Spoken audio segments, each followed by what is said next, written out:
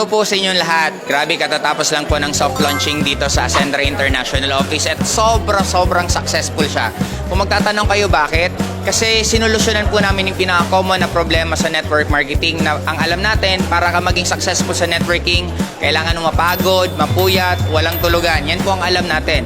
Pero sabi namin, baka pwede naman baguhin yan. And dito sa Ascendra International, in a span of almost 1 month, nasa 3,000 distributor na po ang sumubay po sa amin. Ang tanong, bakit? Simple lang. Kasi pwede naman pala na maging magaan at the same time maging madali at maging masaya ang pagkuha mo ng pangarap mo. Kaya dito sa Ascendra International, yun pong ginawa namin. Yung common dating mahirap, pinadali namin. Yung dating kailangan maging malungkot ka, pinasaya namin. Kaya kung gusto mo na kinukuha mo ang pangarap mo, na nakangiti ka at magaan, ano pang inaantay mo? Tara, sama ka na sa Ascendra International.